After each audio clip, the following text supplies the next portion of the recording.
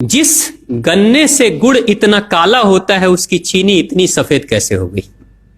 Chemicals उसमें डाले जाते हैं। और मैं एक चीनी मिल के अधिकारी जो मैनेजर है, मैं उनकी बात आपको बता रहा हूं। उन्होंने कहा कि मुझे लगभग 12 साल हो गए चीनी मिल में काम करते हुए, और जब से मैंने काम करना शुरू कर दिया चीनी मिल में, तभी से मैंने घर में चीनी लाना ही बंद कर दिया।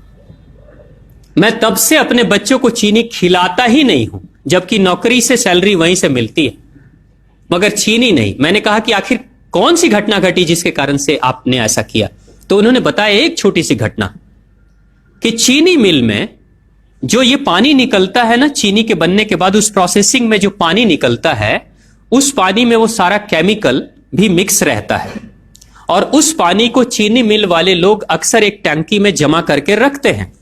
ये सभी चीनी मिल वालों के पास में होता है, आप भी कभी जाएंगे तो आपको भी पता चलेगा। वो टंकी में वो पानी रखा जाता है, लेकिन रोज रोज प्रोसेसिंग हो रहा है, रोज चीनी बन रही है, रोज बहुत सारा पानी आ रहा है, तो आखिर कब तक? एक टंकी की क्षमता है ना, कितने दिनों तक वो टंकी खाली रहेगी? भर जाती है, भरेगी तो फिर क्या करेंगे? खाली करना है। तो क्या किया था चीनी मिल के लोगों ने? सोचा कि छोड़ो ना, अब कहां जाएंगे उसको फेंकने के लिए कहीं दूर, क्योंकि अब उतनी बड़ी टंकी जिसमें हजारों गैलन पानी है, उसके लिए ट्रांसपोर्ट में कितना खर्च आएगा, तो बेहतर होगा रात के अंधेरे में कहीं खेत में डाल देते हैं। क्योंकि जनरली फैक्ट्रियां तो होती हैं ऐसे ही बिराने में, तो कहीं डाल देते किसी खेत में, क्या पता चलेगा पानी है कि चीनी मिल का पानी है, क्या है। तो ये सोचकर मैनेजमेंट वाले लोगों ने रात में ही उस पानी को खेतों में छुड़वा दिया, और नतीजा यह हुआ कि उस खेत की सारी फसल जल गई, मिट्टी बंजर हो गई। और जब किसान पता करने लगा कि आखिर क्या हुआ मेरे खेत में, जब चेकअप कराया वो मिट्टी का, तो पता चला कि इसमें तो चीनी मिल का जो वेस्ट मटेरियल है वो डाला गया है। तब उसको खबर मिली कि हां, किसी स्टाफ ने बताया कि हां, हमारे चीनी मिल से ही पानी डाला गया था आपके खेत में, और पूरी मिट्टी बंजर हो गई। उसने केस कर दिया और चीनी मिल वाले को मुआवजा देना पड़ा लाखों रुपए। तभी से वो स्टाफ कहते हैं कि जो मिट्टी को बंजर कर दे वो इंसान के शरीर में जाए तो क्या करेगी। उसी के बाद से मैंने अपने घर में चीनी लाना बंद कर दिया। और सच्चाई है, लगभग अगर आप देखेंगे तो अंग्रेजों के आने के समय अंग्रेज पहला चीनी मिल इन्होंने भारत में ही लगाया था। पहला चीनी मिल भारत में ही अंग्रेजों का लगा, और अंग्रेजों ने चीनी की शुरुआत की। भारत के लोग गुड़ खाते थे, चीनी नहीं खाते थे। उन्होंने बहिष्कार किया, बिल्कुल नहीं, लेकिन चीनी और चाय पत्ती दोनों के लिए लोगों को तैयार किया गया था। चाय पिला पिलाकर फ्री में, चीनी के लिए तैयार किया गया और चाय के लिए भी तैयार किया गया।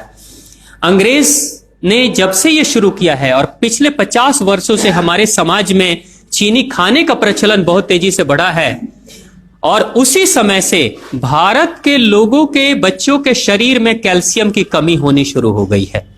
अगर कोई मां, अगर कोई बहन जो गर्भवती हो, गर्भकाल के दौरान अगर चीनी का सेवन अगर कोई बहन कर रही हो, तो चांसेस ज्यादा होते हैं गर्भपात होने के।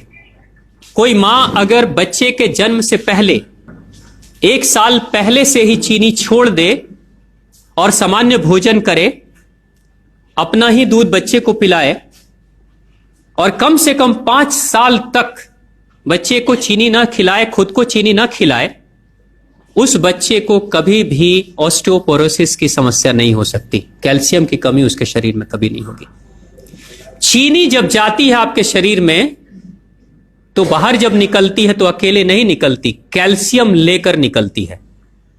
चीनी कैल्शियम लेकर निकलती है, हड्डियों को गलाकर निकलती है। और जिसके शरीर में कैल्शियम की कमी हो जाती है, उसके शरीर में मैग्नीशियम, पोटेशियम, आयरन सबकी कमी हो जाती है। कैल्शियम वो तत्व है कि जिसके शरीर में कम हो जाए, सारे तत्व कम हो जाएंगे, और कैल्शियम की कीमत पे चीनी हम खाते हैं। भारत, पाकिस्तान, बांग्लादेश, नेपाल, ऐसे कुछ देशों के अलावा दुनिया के बहुत सारे ऐसे राष्ट्र हैं जहां चीनी का इस्तेमाल ही नहीं होता। आज भी चीनी खाते नहीं, बहुत सारे देश नहीं खाते बिल्कुल।